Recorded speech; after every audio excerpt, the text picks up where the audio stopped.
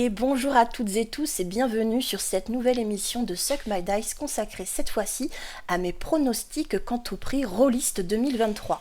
Alors qu'est-ce que c'est le prix Rollist ? Eh bien il faut savoir qu'aux États-Unis nous avons une cérémonie qui s'appelle les Ennies au cours de laquelle on vient récompenser les jeux de rôle qui ont été le plus marquants de l'année. Eh bien en France, nous avons également la déclinaison de cette cérémonie-là, à travers par exemple le Grog d'Or, tiré du site qui est incontournable pour chaque rôliste, vraiment, qui référence tous les jeux de rôle qui paraissent chaque année. Et puis, nous avons également le Graal d'Or, qui a lieu au Festival international du jeu à Cannes, et qui a récompensé cette année, par exemple, les Chroniques de l'étrange de Romain D'Huissier, l'Anneau unique, et bien sûr City of Mist, qui semble être un incontournable décidément cette année. Personnellement, le prix que j'attends le plus parmi ceux-ci, c'est le prix Rollist parce que je trouve que le jury est particulièrement intéressant. On va retrouver dans le jury des gens issus des médias rôlistes, on va avoir des professionnels, des auteurs et bien aussi des boutiques, et ça permet d'offrir un regard vraiment très complet sur les différents jeux de rôle qui vont être proposés, ce qui permet d'avoir une sélection peut-être un peu plus fine que ce qu'on trouve par exemple lors du Fige. Le jury du prix Rollist donc est composé aussi bien de professionnels de l'industrie ludique, comme je vous le disais, donc on a la boutique Philibert, ou encore l'auteur Fabien Fernandez, Sabrina Tobal qui est directrice artistique, et Amandine Durel qui est chef de fabrication chez Asmodée, ainsi que des médias rôlistes, on retrouve le Grog, Rollist TV, ainsi que Sandy, rôliste du Petit Point Geek. Cette année, on retrouve 8 catégories différentes à récompenser. Donc on a la boîte découverte, la meilleure couverture, le meilleur système, le meilleur univers, le meilleur jeu de rôle indépendant, le meilleur jeu de rôle francophone et enfin le prix de l'année qui va un petit peu couronner tout ça. Alors on va commencer par la catégorie boîte d'initiation, boîte découverte. Alors on nous propose dans cette sélection D-Start Expert, Tiny la guerre des doudous et Critical Sanctuaire publié chez Gigamic. Alors je dois avouer que j'ai longuement réfléchi à cette sélection. Je vous dis direct, je vais vous dire en fait ce que moi je préfère, mais ce que je pense qui va être choisi. Donc en premier, on a la boîte D-Start Expert. Donc c'est un jeu qui a été conçu par l'un des membres du jury, Fabien Fernandez, mais sachez que pour le coup, quand l'un des membres du jury est impliqué dans la production d'un des jeux, bien sûr, il est exclu du vote, il ne participe pas au vote. Donc cette boîte, elle a l'avantage de proposer un système très simple avec l'exploration de plusieurs types d'univers dans lesquels les joueurs peuvent se projeter facilement. On va avoir du western, de l'école de magie, de la chasse aux vampires, bref, il y en a un petit peu pour tous les goûts et ce sont des univers qui sont très inscrits dans la pop culture et dans lequel un néophyte pourrait facilement se projeter. Donc on est sur une dizaine de scénarios avec le livre de règles, le paravent évidemment, des dés et des fiches de personnages. Bref, de quoi vraiment passer de très belles heures de jeu pour les néophytes avec des supports agréables et faciles à prendre en main. Cependant, je ne pense pas que ce soit D-Start Expert qui l'emporte par rapport à son côté un petit peu trop classique dans le jeu de rôle. On va continuer et je vais vous parler en fait, je vais vous expliquer pourquoi je pense que ça va être un autre jeu qui va être sélectionné. Deuxième nommé, Tiny, la guerre des doudous, paru chez JDR Éditions. Alors moi je suis pas très objective, mais moi j'adore l'univers de Tiny, j'aime bien l'ambiance un petit peu flippante, les histoires de monstres et de doudous. Moi j'aime bien cette ambiance là parce que je suis une MJ, ancienne MJ et joueuse de Little Fears que j'aime beaucoup et j'aime bien quand il y a des questions de rapport à l'enfance et de terreur en fait, ce que ça peut dire de la violence du quotidien à travers les angoisses des enfants et la manière dont on peut se réfugier dans un imaginaire pour échapper à un quotidien stressant, puisqu'ici ce sont les doudous, les jouets qui vont venir protéger un petit garçon appelé Nathan et qui va être terriblement angoissé par diverses choses, que ce soit des cauchemars ou son quotidien qui peut être un petit peu pesant. Alors ici, et c'est là que ça commence à éclater un petit peu D-Start, c'est que déjà le matos il est très beau, il est tout en couleur, on a a des tout en couleur pardon, on a des cartes, des jetons, des plans, des aides de jeu à gogo, et puis on a tout un matos pour gérer le niveau de peur. Donc pour moi Tiny, je trouve que la boîte d'initiation est excellente de base, mais je pense que le prix va revenir à Critical Sanctuaire. Pourquoi? Eh bien on va le voir de suite. Je pense donc que Critical Sanctuaire va l'emporter parce qu'on va être sur une gamme qui fait vraiment le pont entre le jeu de rôle et le jeu de société avec un matériel hyper soigné. En plus de ça, on est sur du Medfan classique, facile à prendre en main, et avec des scénarios très courts parce qu'on vise des petites successions d'épisodes prévus pour être joués en environ 30 minutes chacun. Donc on a une facilité aussi de prise en main parce que quand les gens commencent le jeu de rôle, généralement ils pensent Donjons et Dragons, et là on a un univers Medfan, donc on est un petit peu dans un registre qui peut être familier. Donc les trois boîtes, elles ont des avantages très différents, hein. Et si je laisse de côté mon amour évident pour Tiny qui possède des thématiques qui me sont très chères, je dirais vraiment que Critical c'est la boîte la plus intéressante pour faire de l'initiation parce que voilà, on va attirer les curieux de D&D, on va faire des parties courtes, le système il est aisé à prendre en main et le matériel est vraiment top. Donc cette boîte, c'est vraiment le pont entre le jeu de rôle et le jeu de société, et je pense que c'est pour ça qu'il serait le vainqueur cette année. Deuxième catégorie de prix, la meilleure couverture. Alors on a trois ambiances très différentes parmi les nommés. On a Chroniques lémuriennes illustrée par Emmanuel Roudier, qui présente cette espèce de navire avec cette magie et ces créatures un petit peu effrayantes en fond. On a Weysen, l'Alsace mythique, illustré par Ivan Gawain Villeneuve. Et enfin, on a les Chroniques oubliées galactiques, Paradis perdu, illustré par Simon Labrousse.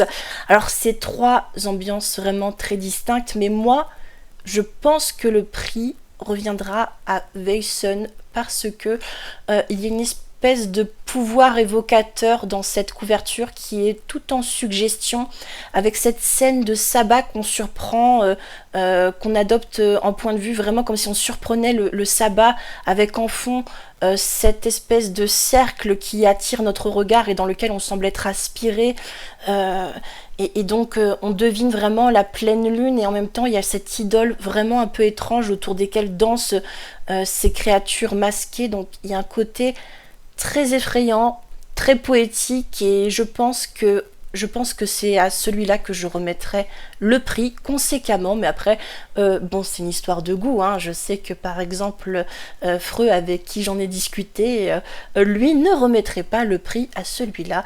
Il me semble qu'il m'avait dit qu'il le remettrait éventuellement à Chroniques oubliées, il me semble, mais je sais plus. Excuse-moi si jamais tu regardes cette vidéo que je me suis trompée. Voilà, je sais que les avis sont partagés, évidemment, c'est une affaire de goût. Troisième catégorie, le meilleur système de jeu.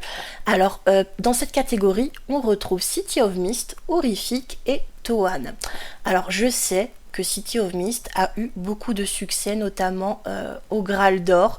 Je sais aussi qu'il est nommé dans plusieurs catégories pour le prix Rollist, il a énormément de succès, mais je pense que le meilleur système est sans conteste ici Horrific, et je pense qu'Horrific sera l'un de ces jeux qui va vraiment marquer l'histoire du jeu de rôle francophone en tout cas, et qui va faire plein de petits, on aura plein de petits héritiers de Horrific, vous allez voir dans le futur.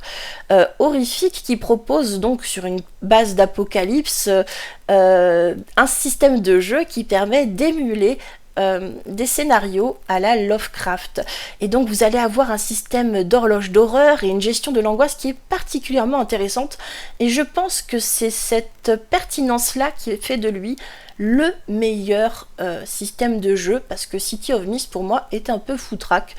Quant à Toan, je le trouve un petit peu, je trouve pas particulièrement intéressant pour être honnête. Donc voilà, pour moi Horrific il éclate tout dans la catégorie.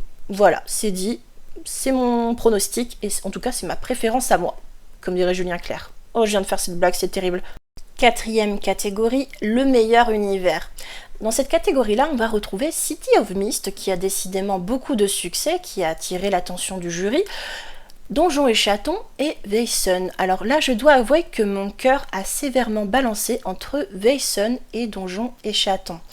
Weissun, c'est vrai que c'est très séduisant avec son univers folklore nordique, horrifique, qui est très alléchant, très rafraîchissant dans le monde de l'horreur, comme je vous le disais dans une vidéo précédente. Mais pour moi, la réelle force de l'univers le plus intéressant, c'est Donjons et Chatons. Alors pourquoi? Parce que tout simplement, on va avoir cette double lecture qui va évoluer en fonction de l'âge du joueur. Les enfants vont explorer de manière naïve diverses cités qui vont avoir des régimes politiques et des pratiques sociétales différentes, et ça va venir questionner petit à petit eh bien tout simplement notre société à nous en miroir. Il y a réellement un enjeu philosophique et politique à travers Donjons et Chatons qui vient initier le jeune joueur a des réflexions beaucoup plus matures qu'il n'y paraît. Donc pour moi, c'est à ça qu'on reconnaît les grandes œuvres, c'est à leur capacité à accompagner à tout âge leurs lecteurs, leurs joueurs. Passons à la catégorie meilleur supplément. Eh bien, dans cette catégorie-là, on va retrouver Mutant Year Zero, Les Chroniques de l'étrange et Weissun, l'Alsace mythique. Alors, pour moi, le supplément qui me semble particulièrement intéressant, c'est Weissun, l'Alsace mythique. C'est à ce supplément-là que je remettrai le prix. Pourquoi? Pour moi, il est particulièrement intéressant d'explorer l'Alsace au XIXe siècle, en pleine montée du nationalisme et de l'antisémitisme, avec ce besoin de redéfinir l'identité alsacienne par rapport à tous les conflits avec la Prusse. Et on va avoir un petit peu ce conflit d'identité au niveau du folklore et bien sûr de l'industrialisation par rapport au contexte économique qui évolue. Et donc la menace du nationalisme et de l'antisémitisme peuvent venir être traduites ici par le bestiaire qu'on va nous proposer et qui présente de nouvelles menaces tout à fait rafraîchissantes par rapport au livre de base. Moi je trouve ça très intéressant, c'est à celui-là que je remettrai le prix. Enfin, passons à la catégorie meilleur jeu de rôle indépendant dans laquelle on retrouve Argyropé de Frédéric Marin qui est également nommé une deuxième fois grâce à Speedrun ainsi que Deepwater Horizon par l'Inou Major Zero. Alors, j'ai bien réfléchi. Alors, j'ai pas lu la campagne de l'Inou, mais j'ai un petit peu lu le pitch par contre, et je pense que le prix va être remis à Argyropé qui nous propose un univers dans l'ensemble assez optimiste. On est sur une proposition ludique très lumineuse qui a beaucoup marqué de ce que j'ai vu les médias rôlistes et le public également. Et je pense que c'est à ce jeu-là que sera remis le prix, tout simplement parce que il est rare de voir des productions aussi optimistes et que je pense que ça va être quelque chose de très rafraîchissant. Donc c'est quelque chose qui va être entre guillemets récompensé par le jury. Donc voilà, après je suis pas sûre de moi, ça peut être aussi l'Inou qui pourrait être récompensé parce que c'est quand même la production ludique d'une femme qui mène sa barque depuis un moment toute seule. Ce serait peut-être aussi une manière de récompenser l'œuvre de l'Inou. Donc voilà. Après, petite remarque, je conçois que Frédéric Marin il est des jeux très intéressants, mais je pense qu'on aurait peut-être pu mettre en lumière un autre créateur avec un jeu différent en troisième choix. Mais je ne fais pas partie du jury, ils ont sûrement de bonnes raisons parmi la sélection d'avoir choisi celui-là en troisième. Avant-dernière catégorie, le meilleur jeu de rôle francophone. On retrouve dans cette catégorie horrifique Donjons et Chatons et Yuigiyama Bad Seeds. Je pense que le meilleur jeu de rôle francophone sera Donjons et Chatons, qui allie une profondeur d'univers et un système de jeu vraiment très précis et très intelligent, d'autant que ça permettrait de prendre davantage au sérieux la production ludique pour enfants. Il y aurait un petit move politique entre guillemets à faire en disant voilà, ce n'est pas parce qu'on propose un jeu pour enfants qu'on doit partir sur un système de jeu fait à l'arrache ou qu'on ne peut pas y mettre des problématiques davantage matures, des problématiques qui vont accompagner l'enfant tout au long de son évolution et qui vont le respecter en tant qu'être intelligent, qui ne va pas être régressif, qui ne va pas être purement naïf. Et donc je pense que pour ça, Donjons et Chatons, c'est vraiment un tour de force et je pense que c'est vraiment l'un de nos meilleurs jeux de rôle francophones tout court. Voilà. Bien que j'adore Horrifique, je pense que pour les raisons que j'ai mentionnées un peu plus tôt, c'est ce jeu de rôle là qui va être récompensé. Et enfin, dernière catégorie, le prix de l'année. Je pense que le prix sera remis à City of Mist. Je pense que c'est un univers qui a séduit beaucoup de gens et dont le succès commercial n'est pas démenti. Je pense qu'il y a toute une gamme qui vraiment s'avère florissante. Et je pense qu'à ce titre, le jeu de rôle sera récompensé. Cependant, si ça n'engageait que moi, ce serait Donjons et Chatons qui l'emporterait également dans cette catégorie. Chronique d'un vampire millénaire, je ne pense pas qu'on soit à ce stade de récompenser un jeu de rôle solo, bien que ce soit symboliquement fort d'avoir nommé un jeu de rôle solo parmi les finalistes du prix Rollist cette année. Donc voilà, de ce que je sais, les résultats seront le 30 mai ou quelque part par là. On pourra voir à ce moment-là si je me suis royalement gourée ou pas, ou si j'ai eu un petit peu de nez.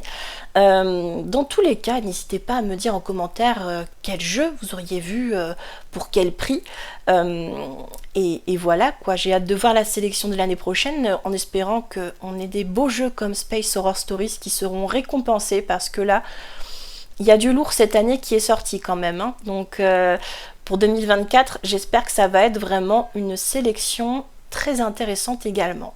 Mais que dire de plus mes petits lapins? Eh bien prenez soin de vous, puis on se retrouve très bientôt pour une prochaine vidéo.